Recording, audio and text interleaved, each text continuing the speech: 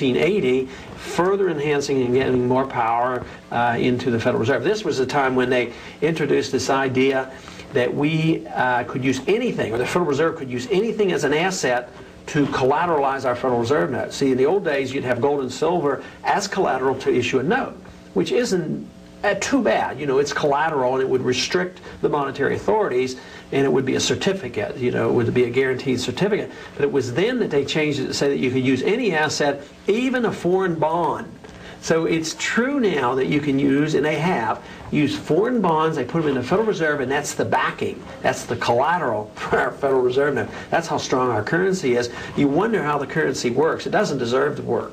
And someday the people are going to wake up and realize the money's worthless, and that's when you're going to have runaway inflation. Today we just have gradual, steady inflation, depreciation of the money, causing a lot of harm and suffering.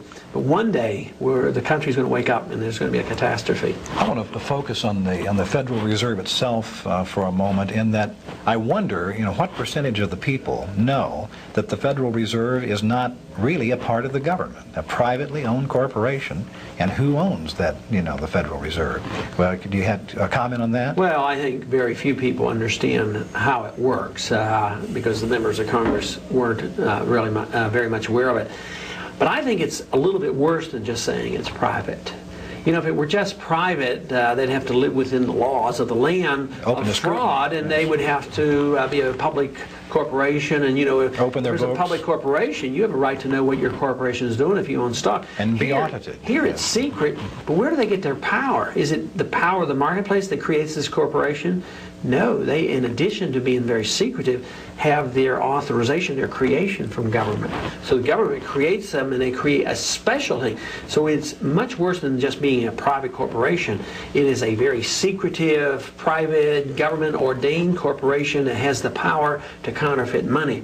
So it's very, very unique and much worse than just being private. It's the secrecy of it and the power that it gets through government legislation that makes it so evil. Now, you were the ranking Republican on the House Banking Committee for a while. On one of the subcommittees, but not on the entire committee. And do I understand correctly that members of Congress can't even go to the Fed meetings? That's right. I was very interested in the issue, and I was on 3 subcommittees, 2 being on coinage and domestic monetary policy subcommittee. But I could not go to a meeting. I couldn't get an audit. I couldn't even check the books. And they're the ones who create the money. Yet I felt like I was elected to be responsible to the people, and I would be inquisitive and looking into these things. Their attitude is, when you need to know, or when the people need to know, we'll tell you. They're in charge, and we're just on the outside looking in, rather than the people being in charge of the government, sending me or somebody else as their congressman to control the bureaucrats. But it's turned upside down. They have control, and they allow us to know what we want and what they think we should know. Now, what does the Federal Reserve System actually do? I have so many people say, you know, I see this in the Federal Reserve. I don't know what the Federal Reserve Bank does, and why is it so significant? Well, it does several things. One of the benign things it does, and in some ways efficiently, and that is they exchange checks. You know, they're an exchange bureau, but that could be done very easily privately.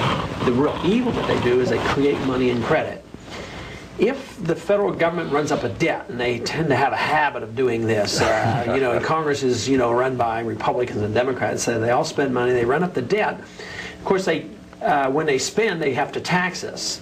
If they can't tax enough, then they have to borrow. And if they can't borrow enough, then they have one other option. They can tax and borrow, inflate. Inflate. The most important thing to remember is inflating is not the prices. The prices go up after the money is inflated, and the money loses its value. So the Fed is designed to accommodate the politician in a very secretive manner. The politicians spend the money because the special interest is going to say, we want this, we want this. The politician gets reelected, so he's rewarded. And the tax becomes an indirect tax. Instead of going directly to the people, what the Federal Reserve does is they can take a Treasury bill, accept the Treasury bill, which now is just a mere computer entry.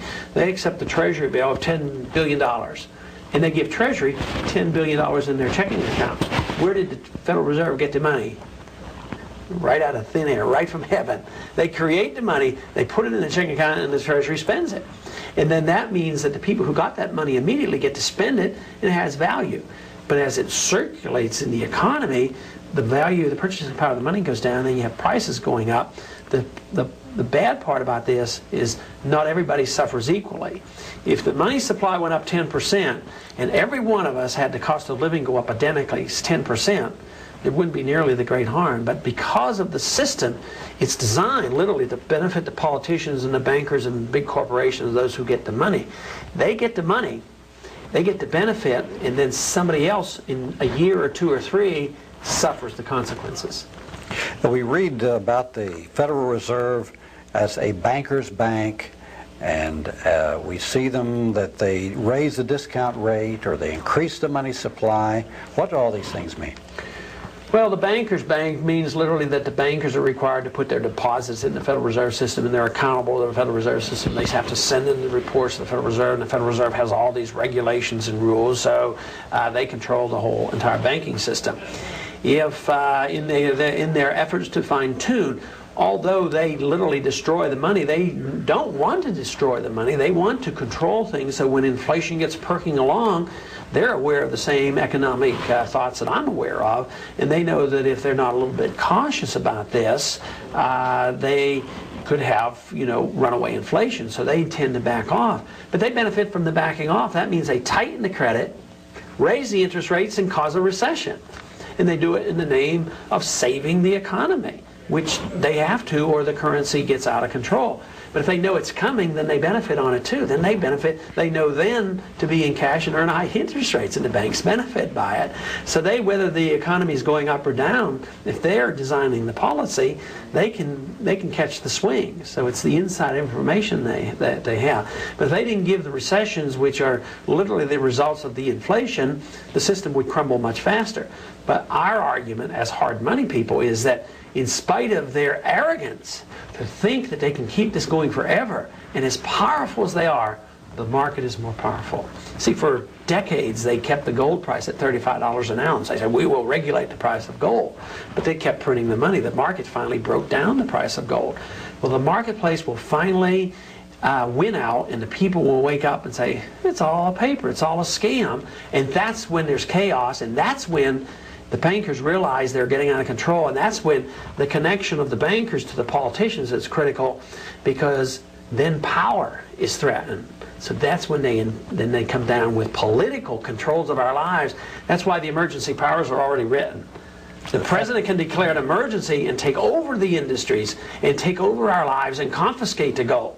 And that's why we should be concerned. We should be concerned for, our prosperity, our standard of living and all. But our greatest concern ought to be that when these crises come in, the market disrupts this political system and this monetary system, then we're threatened by political power taking away more of our personal liberties. Are this the FEMA regulations that you're talking about, the program? Yes, it's done under the FEMA, the emergency powers, and it came up even in the Contra hearings that there were emergency powers written. As a matter of fact, that great hero Oliver North was participating in designing some of these to literally, if necessary, suspend the Constitution. Mm-hmm. These are the kind of things they're talking about. I don't know if you recall set up concentration camps. When this was brought up in the FEMA, in the Iran-Contra hearings, remember? They immediately suppressed it, yes. And they say, this is something we can't discuss in the open. Security, yes. The people aren't allowed to know about this. Yeah. And that's why, who protected this information? Who protected Oliver North? The head Democrat, which goes to show you the power structure is the same. John, you've made a big study of the history of the Federal Reserve. How did it come about? Well, it's a murky story, and I think that maybe 1913 ought to be the year that went down in infamy in American history, because not only did we get just barely in 1913 the Federal Reserve, we also got the income tax in that very same year, and those two things have worked to our really been a very negative thing in our society and in our economy ever since that time. But it was a very secretive thing. It really goes back to the bankers getting in a sealed railway car and sneaking off to Jekyll Island, Georgia. And it was a very secret meeting. In fact, they called it the First Name Club. They only called each other by their first names, so that even people who worked there as waiters and servants and so forth later couldn't identify for sure who had even participated in that meeting. Well, it's only